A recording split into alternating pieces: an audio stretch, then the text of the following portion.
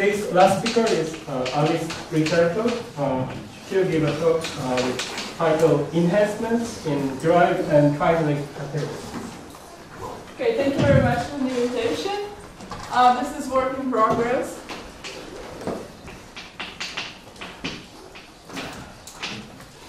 Almost done, hopefully. Joint work with Michelle and Linda.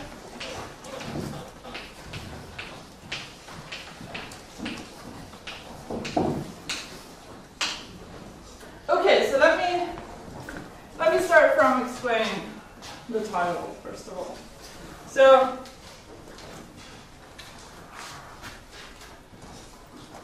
well, we don't know what an abelian category is, first of all. So that, it's great, it's got a lot of structure, we know how to handle it, we know how to deal with it. But sometimes, asking for the structure of an abelian category is too much. So in this, there are a lot of cases when you don't have the abelian structure, but you still have some kind of rich structure that you'd like to talk about. And in one of these situations is what's called a triangulated category.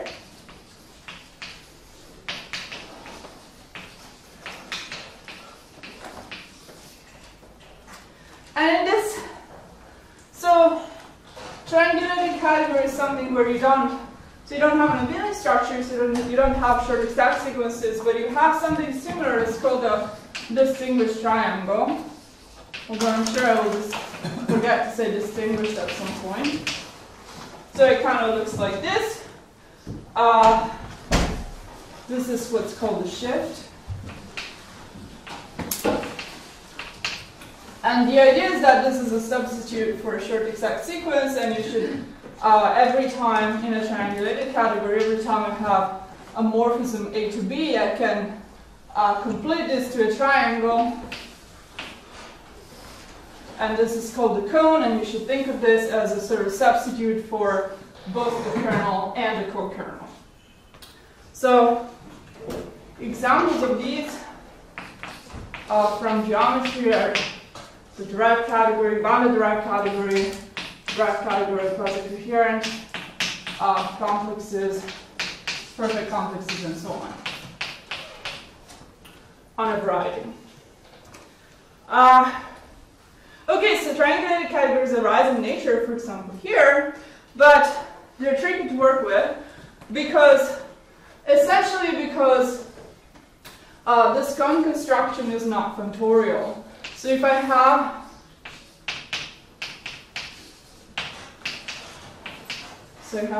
like a square like this, I can certainly just, let's call this F prime. So I get morphisms like this, and I can certainly complete this to a morphism of triangles, but this map is not functorial. And this creates a lot of issues, in all sorts of ways, which means triangulated, a lot of constructions that we'd like to do cannot be achieved on the level of triangulated categories. For example, we'd like to be able to take tensor product, gluing, deformations of triangulated categories. This doesn't work very well. So the way you sort of can fix this, or the way people traditionally fix this issue, is that they work on an enhancement of a triangulated category. So I'm going to talk mostly about DG enhancements today. Okay, so DG categories and name fancy categories have been defined during the start, so I'm going to skip that. So, no, I shouldn't skip that?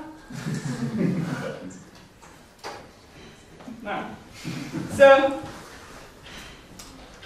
let me just say what a DG category is, and I'm just gonna come out and not define an infinity category. So, a DG category, so you have something to keep in mind.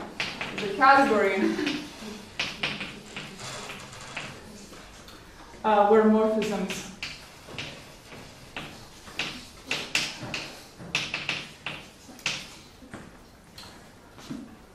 between two objects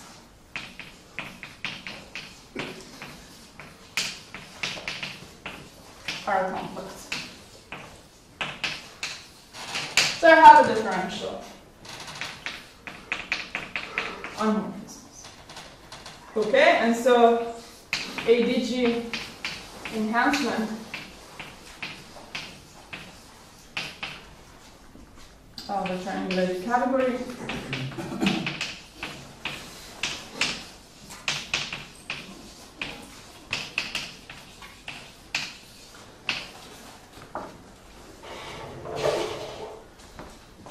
is a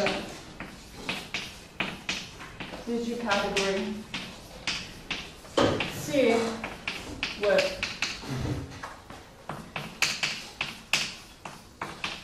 an isomorphism like this. Triangulated? Sorry? Pre-triangulated? The new category should be pre-triangulated? Well, I mean, it follows from this. You can take this as a definition of, well, Or you can take your triangular category as a with all morphism space constantly zero otherwise. alright, so pre-triangulated.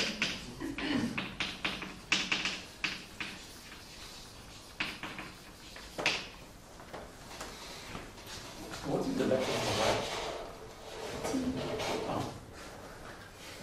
Sorry? Okay. Alright, so the natural question, of course, is can we find an enhancement?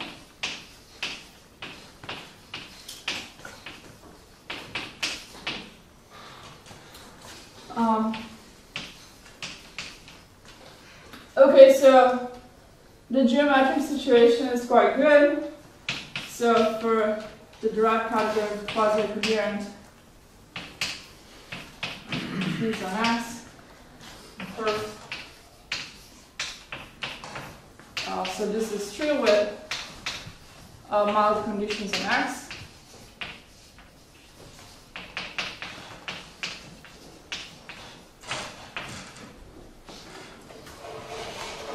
So for example, if X, I think if X has an ample family of line bundles, then there's something called topological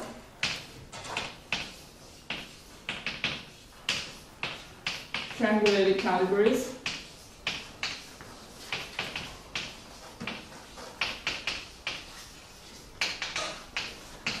So for example, the homotopy category of spectra. So these don't have a DG enhancement.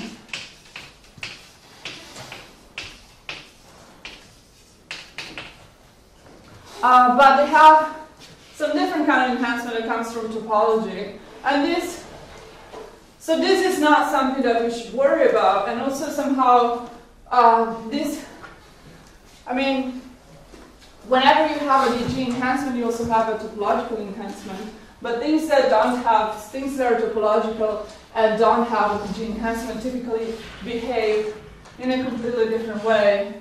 Meaning we have, in the DG world, we have some additive properties that we don't, in general, have in the topological world. So for example,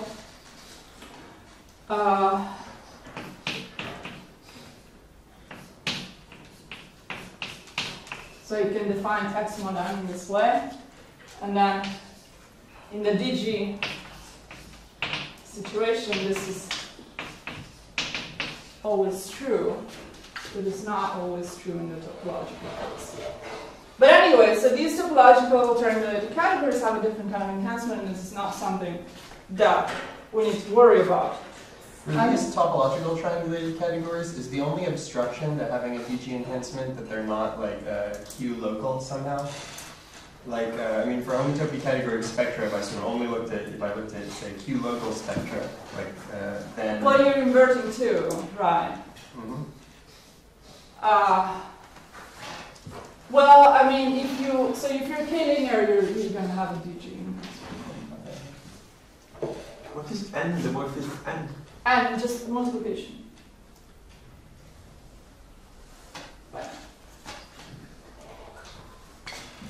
Okay, so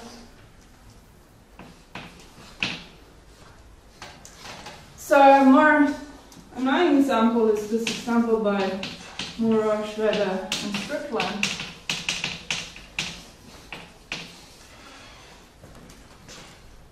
Actually, I'm not sure that what I said is true. So if you're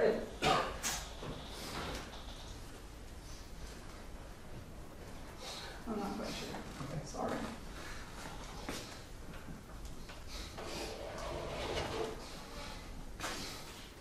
Well, we don't have a lot of, I mean, the problem is that we don't actually have a lot of examples of things that, you know, where situations go wrong.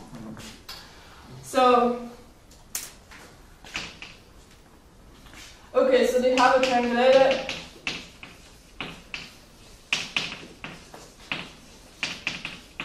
category over C14 that does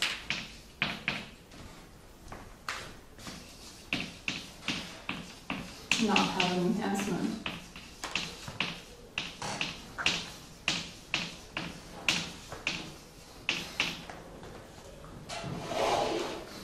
Okay, so the category is given by the finitely generated free modules over Z-mod 4. Trigger shift.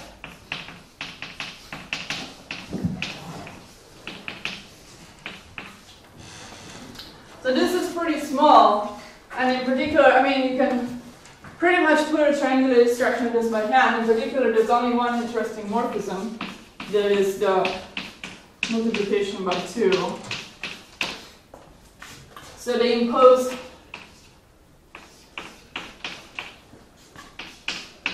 that this is a distinguished triangle, and then they show that, you know, such a triangulated category exists, and it doesn't admit any enhancement, neither DG nor topological.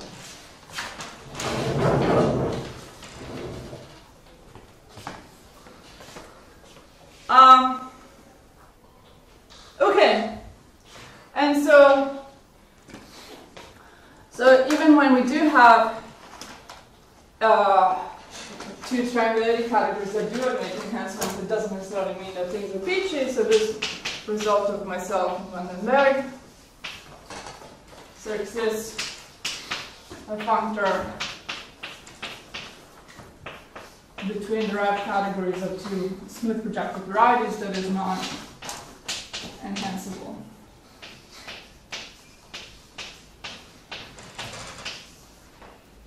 And by this I mean, so this certainly has an enhancement, a DG enhancement, and so does this one, and this functor doesn't live to a functor between the enhancements. Does it kind of result by all of that enhancement exists, right?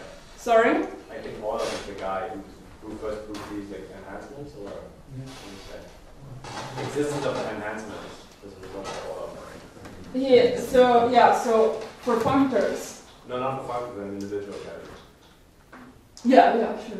Yeah, sorry. I just wonder, so you say, you give a counterexample, I just wonder, are you fine if you assume that the underlying field is characteristic 0 and then that's very close to what? So, I mean, this is super nice. These are smooth projective varieties over a field of characteristic 0. Over complex numbers, if you want. Just, if you could remind me of all so Orlov's result is that if the functor is fully, this is what you're referring to, I think. If the functor is fully faithful, then it lifts. Okay, this functor is not fully faithful. I see. Okay, thank you. That's yeah. Okay.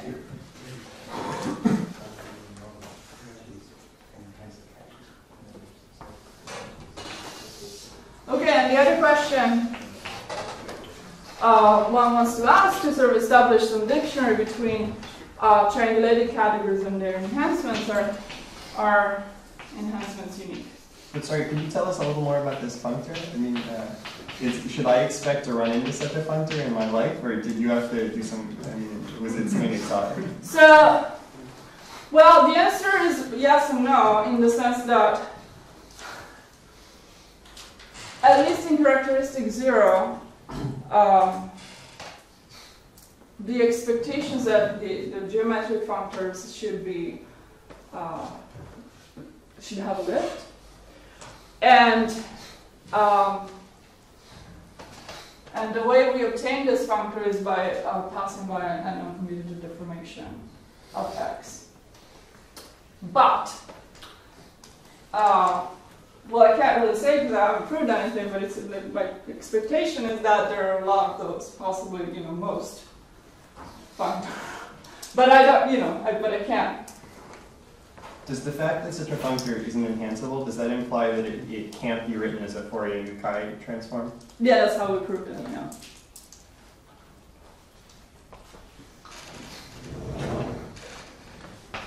Okay, so are enhancements unique? So there are positive results, again, by Lunds, Orlov, and then canonical, and Solari. So they were looking at some sort of quotients of derived categories of an abelian category. So this, under some technical conditions that I'm not going to write down, this has a unique enhancement. In particular, D of A has a unique enhancement if A is a Grothendieck category.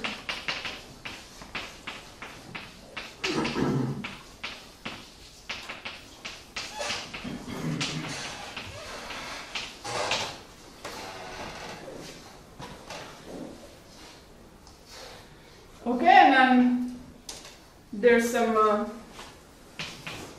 bad news. This is the result of diagram shaping.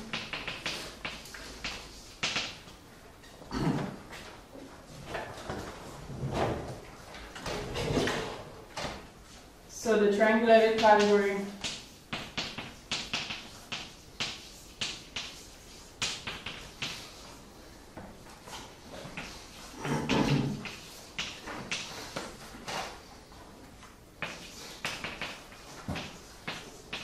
so the objects are FP vector spaces.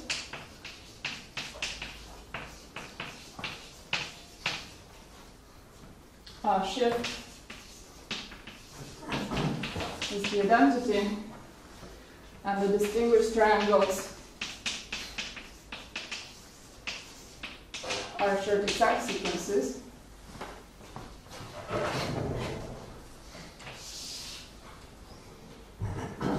So this has two enhancements.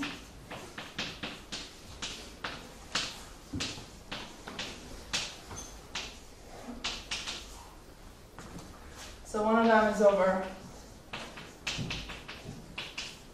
F the epsilon, and the other one is over sigma p squared.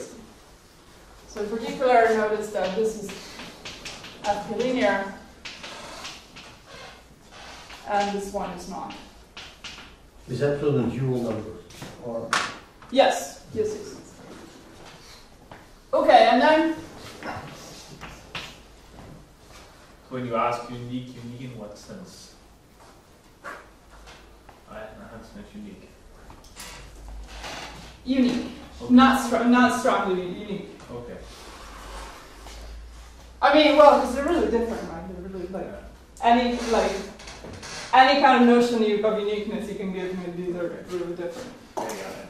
I mean, in general, not just those two. Okay. Oh, Yes. yeah, I just didn't want to, get into. But yeah, I just. For any notion of uniqueness, the answer is in general no. So, okay, so. Is this not uniqueness homological? Like the obstruction and uniqueness lies in some homology, a Hodgkin homology that the constructor obstructs, but if it's zero, then uniqueness is parameterized by 1 degree less, like in classical obstruction theory. In classical obstruction theory, you have sort of some homology class, which tells you whether you can extend it or not, and then if it's zero, then 1 degree shift tells you whether it's unique or not. Well, but I mean, in this case, you just have the data of a triangulated category, right? In principle, the fact that one doesn't work doesn't matter, doesn't mean that a different, I mean, what you're talking about is you're starting with sort of some amount of structure and then inductively building the rest of the structure, right? Yeah, I'm But just asking whether the obstructions and the uniqueness are homological. Like the line homology classes, and if you prove they're 0, then it's unique. No, I don't think it's that easy. I mean, it does not easy.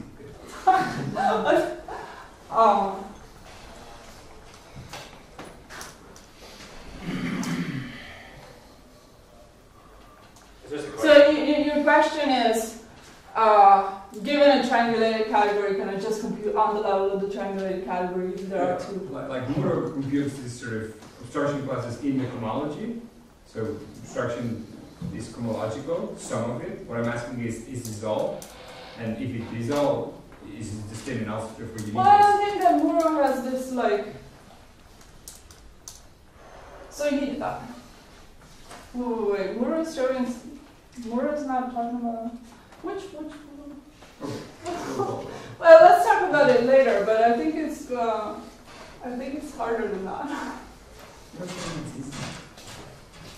Anyway, so these questions come from a survey of canonical installation.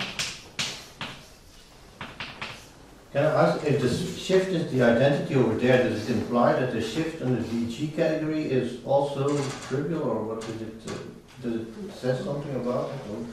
I don't know. I don't think so. Okay, so what about over a field? So I mean, these examples that we have, that example is over C mod 4, this example is over Z mod P. I mean, this one of the enhancements is linear over the field, the other one is not. So the questions are: does there exist a triangulated category over a field?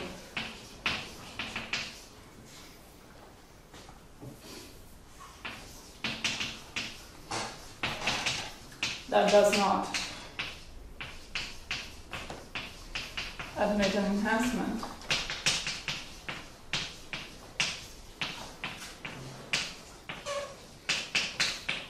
And the other question is, does there exist a k-linear triangulated category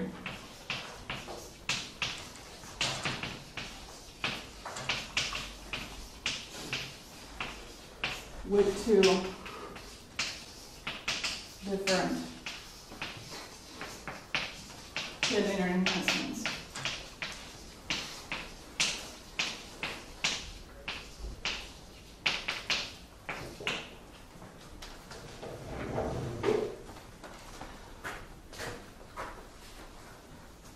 And maybe I should add, what about, can I do this in characteristic 0? And of course the answer is yes, because otherwise, well, yes and yes. Because otherwise things would be too nice. So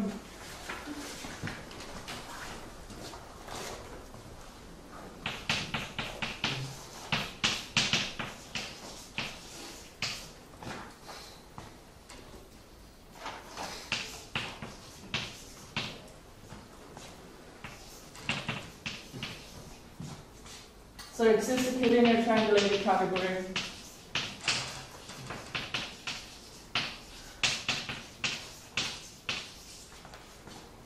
with multiple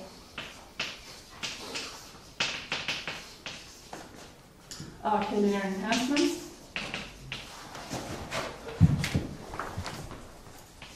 Can you feel now?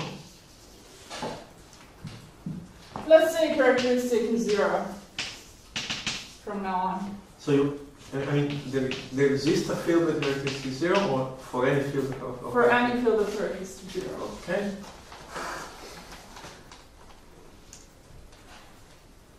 I think that's fine. Yeah.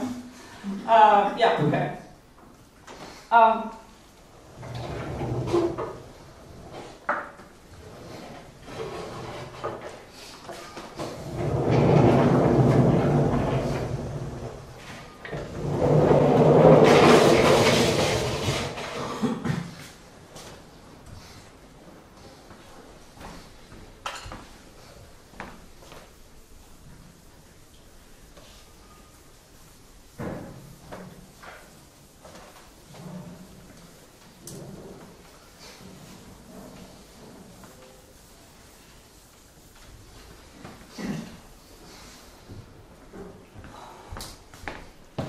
Okay, so in the paper there's a certain example that I don't want to get into because it's not very illuminating, but let me actually give you another example.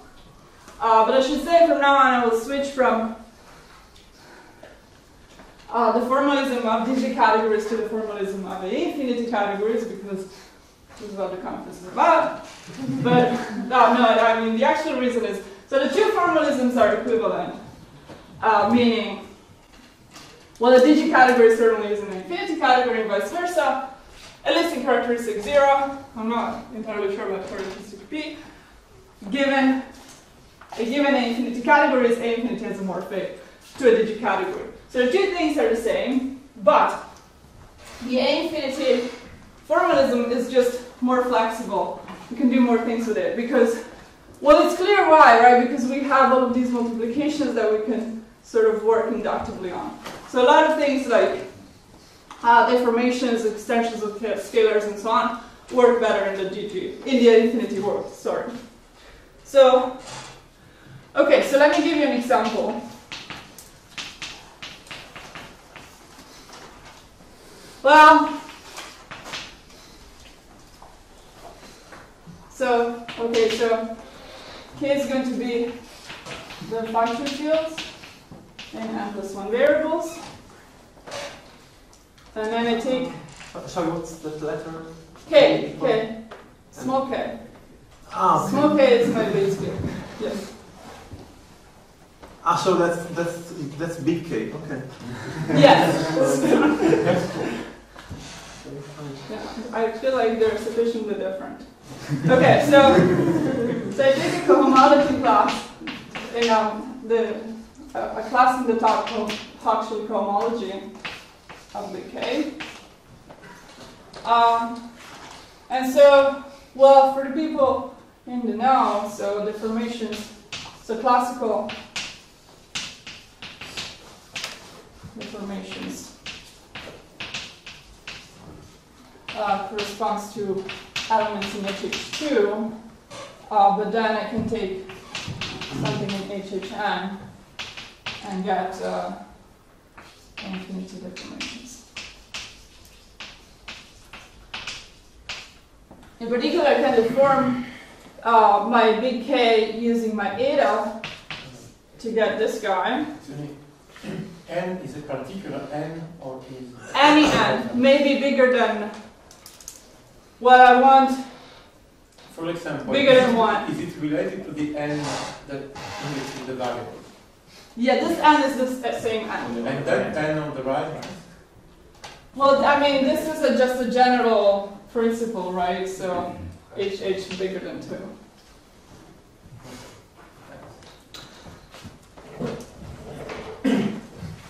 So this is the deformation. So this is given by K.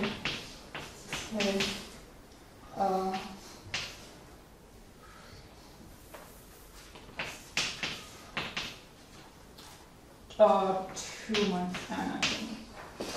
Okay. And so the multiplication is given by the multiplication on K and then extending this eta. Because eta gives me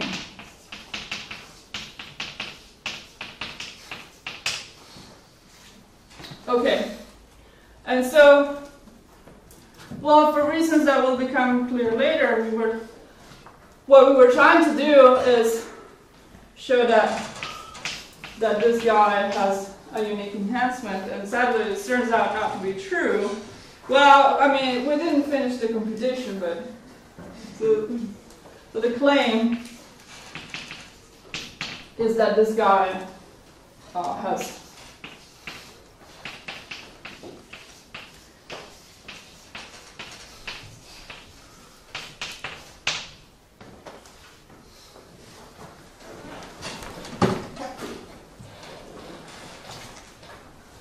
So what is that? It's the derived category of this A infinity algebra, yeah.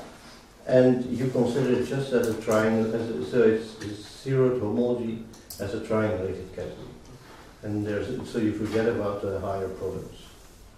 Yeah.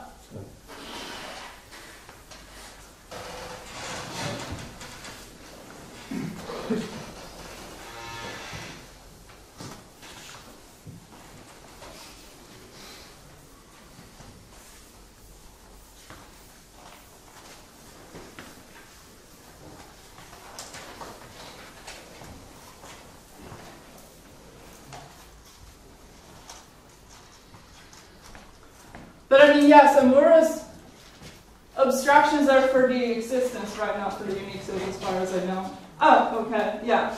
But yeah, so I mean, in principle you can do it that way, but they're really hard to compute in practice because, I mean,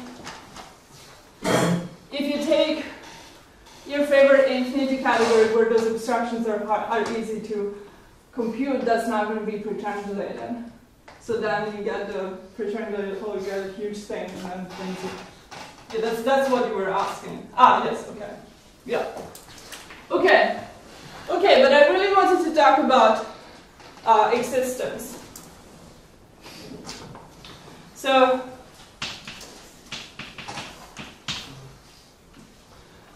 existence.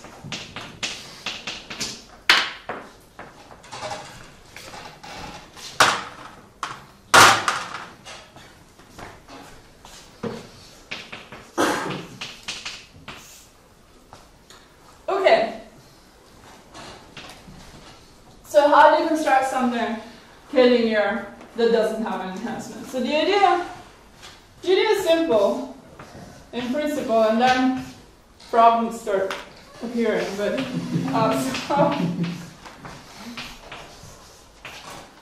so the idea is this: you take two nice derived categories of something, of something, and so under, in some situations we're able to construct a non-enhanceable functor between them. So I gave you, well, I erased it, but I told you about this before in the geometric situation, but you can easily construct examples when A and B are, smaller categories, for example, abelian categories, but that doesn't need to be the case. And then blue.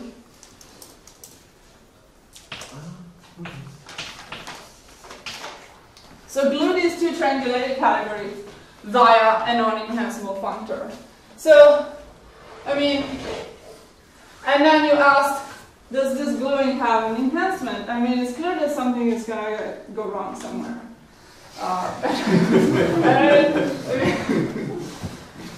Okay, so problems.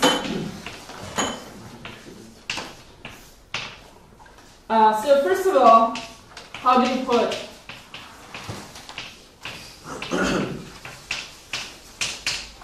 a triangulated structure?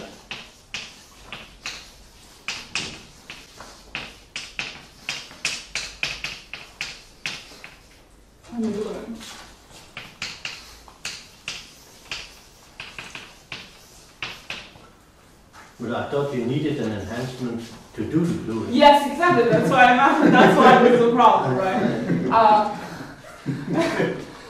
And so, well, yeah, precisely. So I don't want to enhance because then I fail to do what I'm trying to do.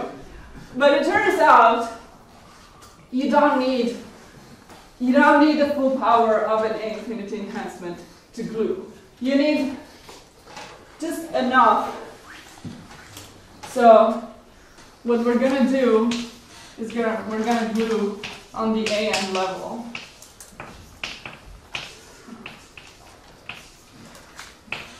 So AN categories. So think of these as truncated A-infinity categories.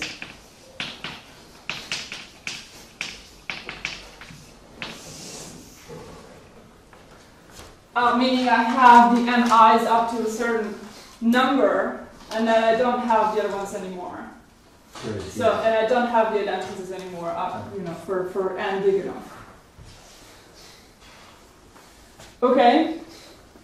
So this means we're going to have to talk about triangulated AN categories. And then number 2 is choose A and B carefully. So why do I need to choose A and B carefully? Because the proof is going to go, well, I mean, ideally the proof would go something like this. So I have my gluing here, and then I have dB of A and dB of B. So this sits inside here, and this sits inside here, and this gives a bimodule. So in particular, this gives a functor between dB of A, or between, sorry, let's enhance everything.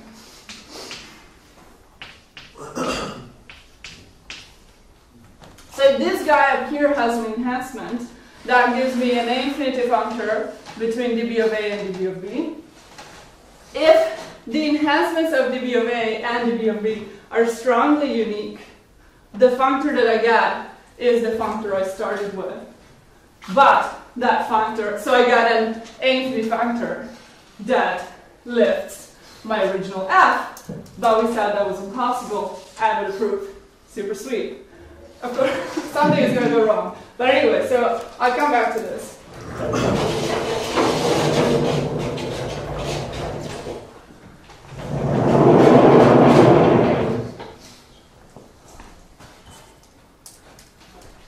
Actually, you have a hint right there that something's going to go wrong.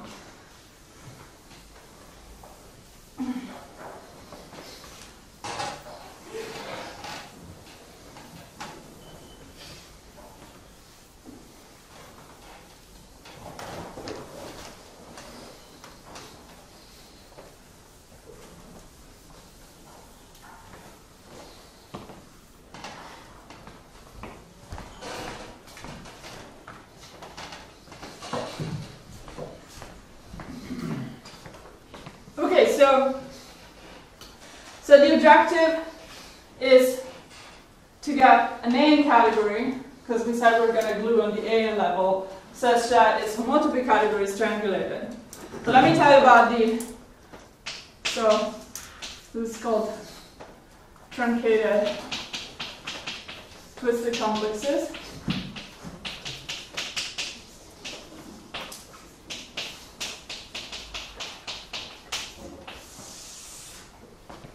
So let me tell you about the A-infinity situation first.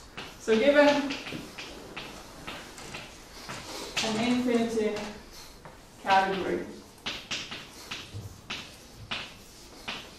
A, so the usual way to obtain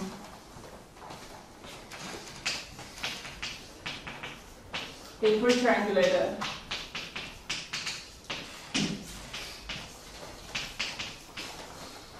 A-infinity category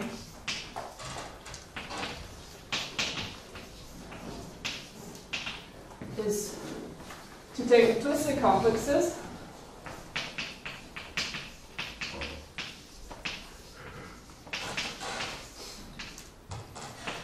You can write that symbol you denoted by it as C.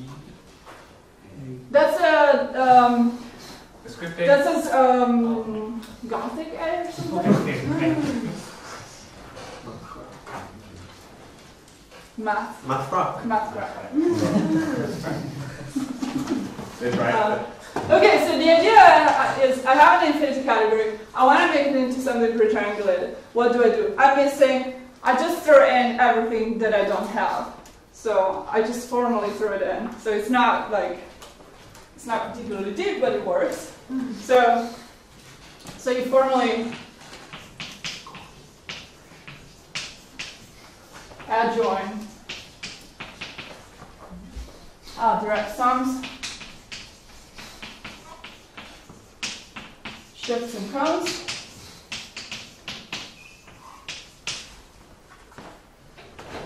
Okay, so this is going to be also an infinity category, and in general, it's going to be much bigger.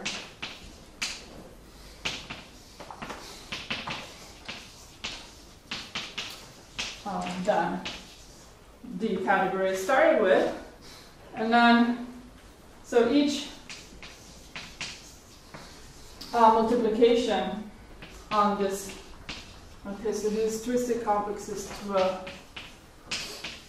A. Sometimes it's called the pre-triangulated whole. So these are the mi's on 2 of A, and so this involves all the mi's on A. And actually, I'm going to give you the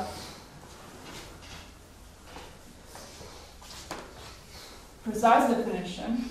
But you mean that the second I is different from the first I? Yes, sure, yeah.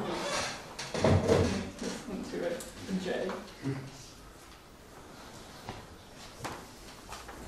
Yeah, so all of them, in principle.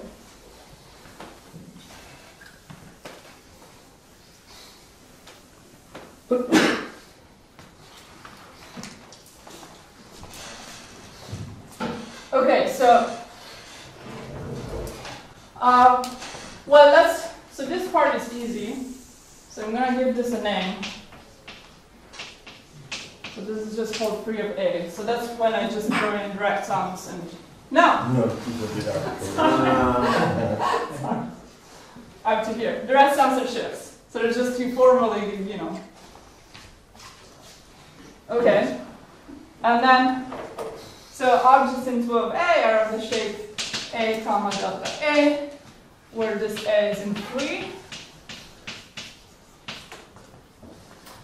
And delta is in free.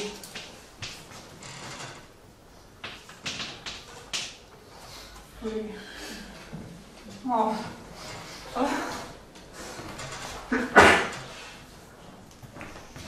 It's a lot of A's. So free A, 1. And then the sum of the mi's, delta A, that's 0. And here I have some signs that I'm not going to worry about. And then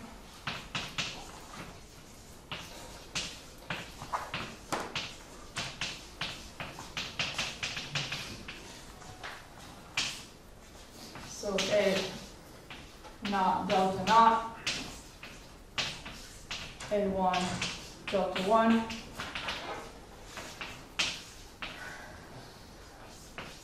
A and delta n.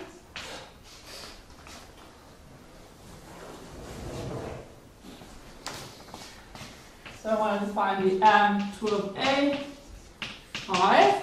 Well, where I is, I guess, n plus 1.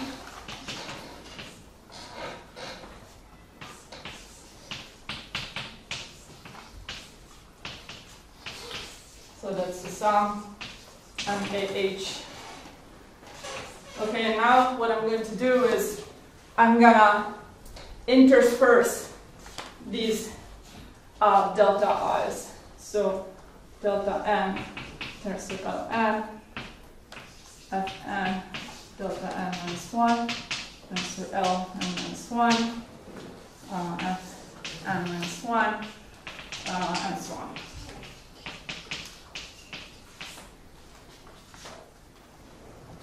Okay, so for example, and this is a triangulated category, so let me just give you an easy example. So if I have A naught delta naught goes to A1 delta 1, then the cone of F is A naught shifted by 1 plus A1. And I can shift and I can take the rest sum because I'm free. And hopefully your upper Fn should be Fn minus 1 or something. sorry? The upper Fn should always be Fn minus 1 to be consistent with F being the third one. Sure, then I get, okay, so this is an N. Yeah, it doesn't really matter, but yeah, thank you. So, okay, so this is delta A naught, delta A1, F. Okay, so this should look super familiar. So in particular, if this A naught and A1 are in little a, Gothic A, I'm not going to have this one, I'm not going to have this one, and this matrix is going to be lower triangular, which we are happy with. Okay, so, okay, notice that. So in particular, because these matrices are going to be lower triangular, they're nilpotent. So this actually makes sense. It's a finite sum, and we're happy. This is the A infinity case. In the AN case, things go wrong immediately because, I mean, it's true that in principle I only have a finite number of terms here, but these matrices could be really big. Could be, you know, like at this point they could be arbitrarily big, which means this sum could go arbitrarily high. And at some point, if my category is only AN, I run out of N's. And then this is bad, right? Because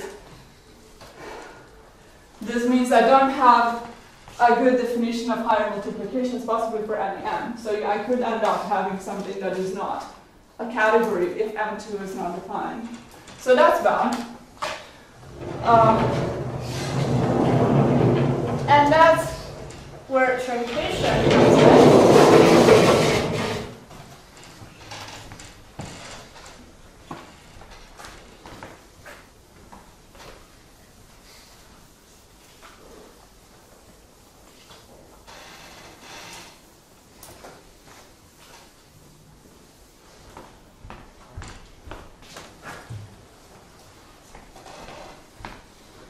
Okay, so, I mean, in principle, so the problem over there is really that I can take, you know, the matrices are big enough, they're going to be involved, but I can take like really high tensor powers. So that's where the problem comes in. But maybe, so the problem is that I'm adjoining all the cones, so like cones and cones of cones and cones of cones of cones and so on. So, but maybe in some cases I might need to only adjoin a few.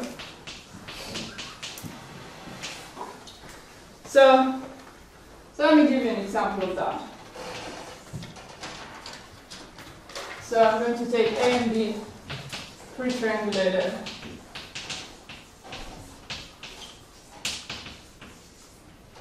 And categories. And functor here. And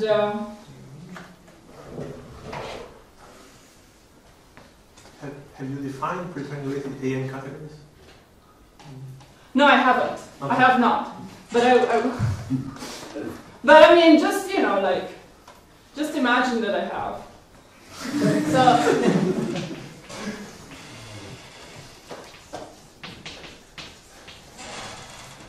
I'll talk about it more later. So let me define the error category. So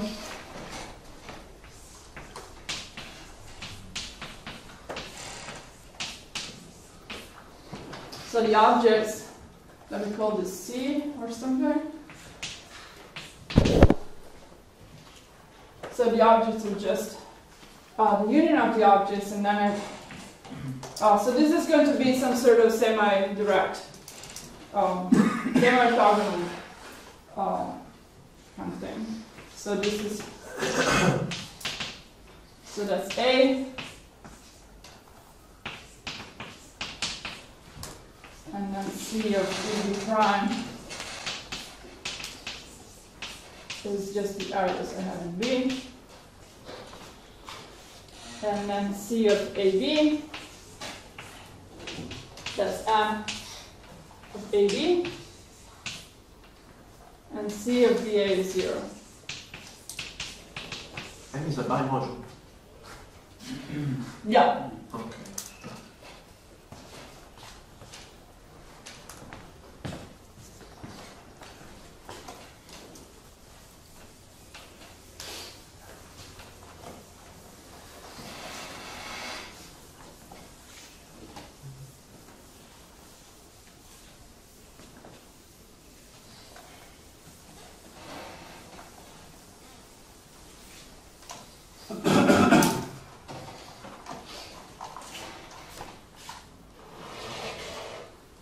Okay, so this category C is not pre-triangulated, right? Because I have some new morphisms and I don't have those cones. But what's nice about C is that it is directed. So if I have a bunch of composable arrows, I can stay in A for a while, and then I can go to B via these, and then I can start in B. So I have, so because A and B are both pre-triangulated,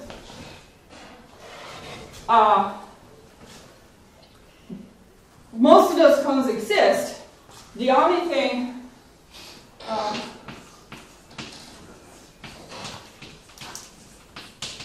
to adjoin cones of morphisms of this kind.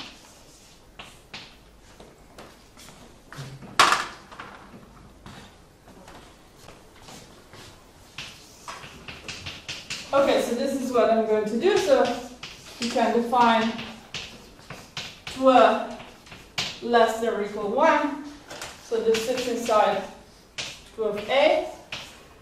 And so objects are of the form A0 plus A1 shifted 1.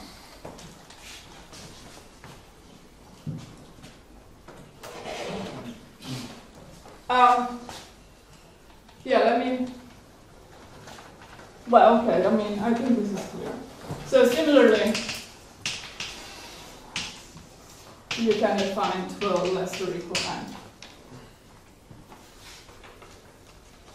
Okay, so this is good. And now I have to talk about pre-triangulated.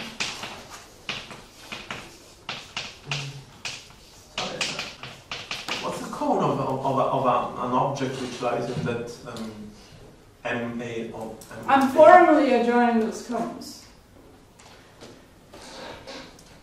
Ah, yeah.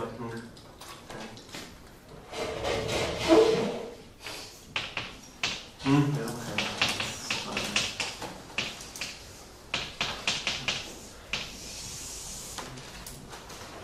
okay. Okay, so in the infinity case, it is enough to ask that I have a quasi-equivalence. Like this. Because this is certainly good, but we can't. So we can't do this in this situation. Because we don't have tw. But then again, I mean, in some ways this is overkill. So we only really need to check for a truncated version of tw. So an AN category A. So I'm going to take some lower bound for n that I think it's 15, but this is maybe a temporary lower bound.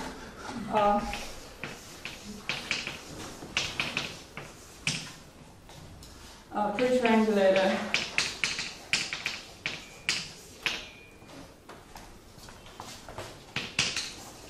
Is the inclusion.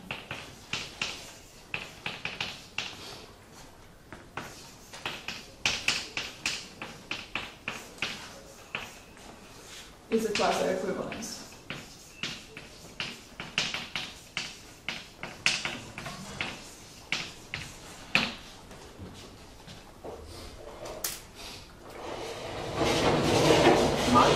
Less little than 1?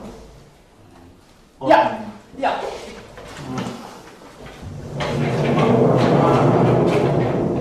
I'm not. Okay. I'm not well with that. I mean, it seems you're just joining one cones of maps in A and nothing more. So. Well, this, if that is a quasi-equivalence, then you can iterate that process. That's the idea, right? I mean, in principle.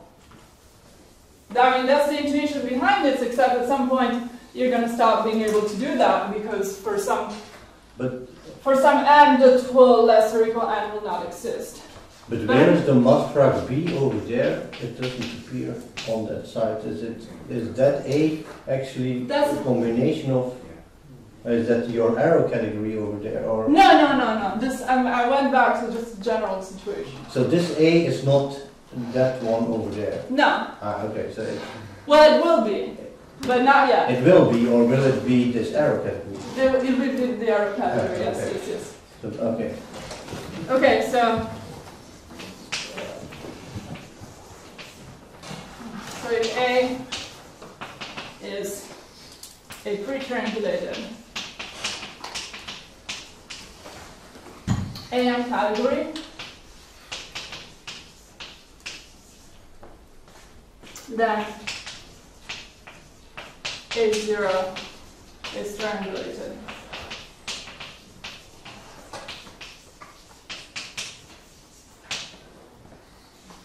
Okay, and so, well, I'm not going to give you the proof, but the idea of the proof is this. I mean, so if you've ever tried to show that something is a triangulated category, you know it's horrible. But here we have some help because we have more than a category. We have this AN structure that's really going to help. So the idea is that to sort of translate the axioms of a triangulated category into something that involves AN functors. So just to give you an idea, so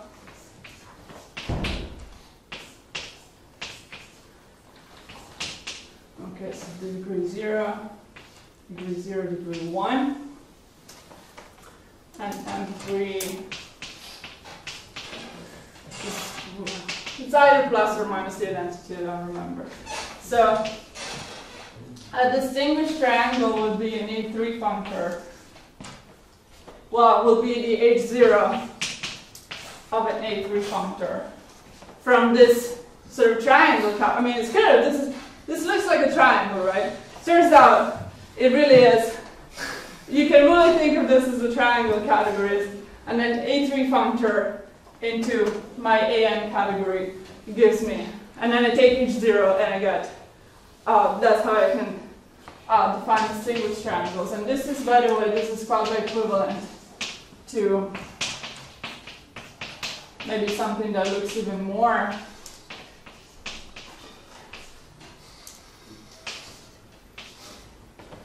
so this is sort of the idea of distinguished triangle. This is this.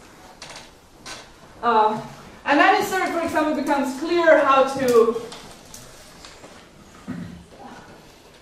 think of tier. So tier 2 is the rotation axiom that says if you have a distinguished triangle, then the rotations are also distinguished triangle.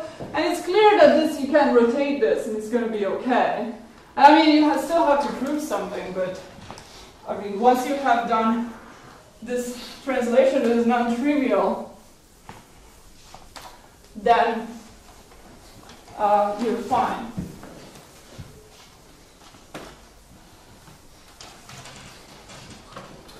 Okay, and so for example, tier 3, translation of tier 3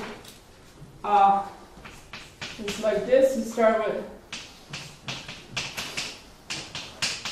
so I is this category of 0, x1.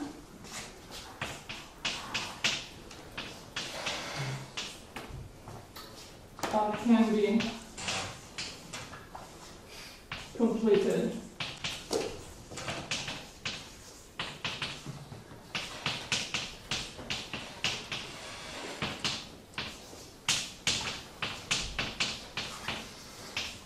So this means I've started with something like,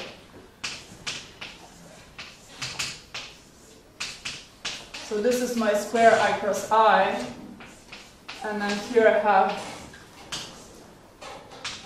C of f and C of f prime.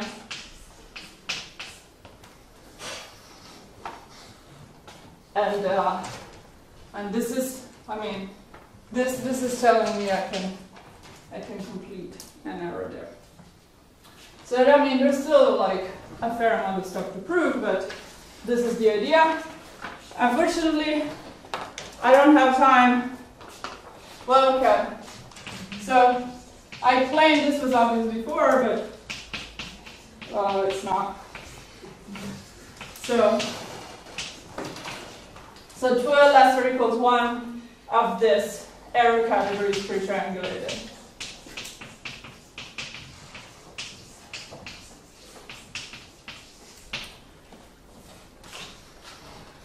Okay, so we know how to. So we now know how to glue stuff, and we know how to check things. So we just have to come up with an example. So an example of this time. So the example we had in mind was this. It's easy to see that you can construct a function this way that doesn't come from the infinity level. And of course this fails because I told you before that this has 2 different enhancements. So you try to do that trick where you enhance the gluing and then you get a functor between them. But in principle, this way you can get a functor between 2 different enhancements. And so then we had to use a paper of Keller that says, yeah, okay, so this, well, the idea is from Keller, he doesn't prove anything, but anyway, so the idea is that this doesn't remember enough of the infinity structure. What you do is you create the hypercube on that category, and that will remember enough, and so on this level, in the enhancement will be unique. And then you have to work a little bit more because, well, we didn't prove it strongly, but anyway, so yeah, that's almost the proof. But I have to stop here. Thank you.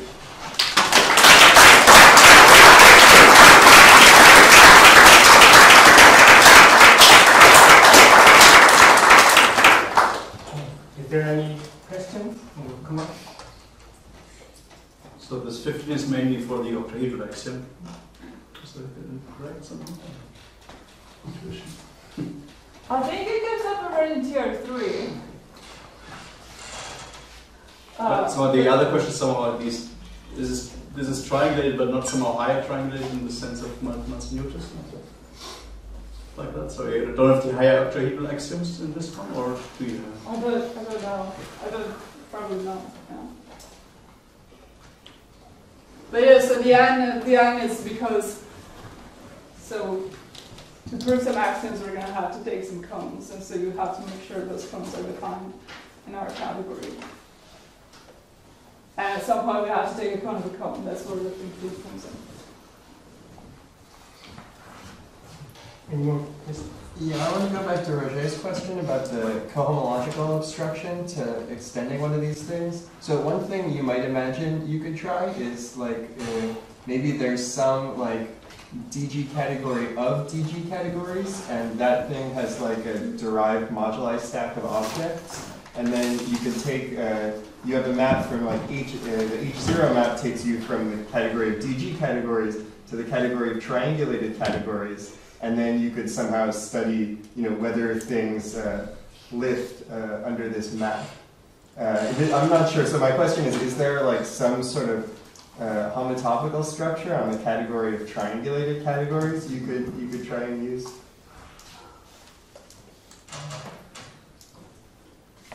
I don't know. Sorry. I think the category of triangulated categories is quite bad behaved, so Yeah. I don't expect something Then nice. When you take a symplectic form, let's say Fukaya, and you kind of start forming, you have like a sum, start like making one product, that would be a family, and then you would take the derivative of that, and you want a category which goes in the derivative of the Fukaya category. Yeah, something like that.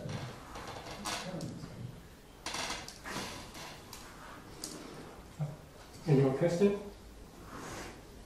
Let's move. Okay.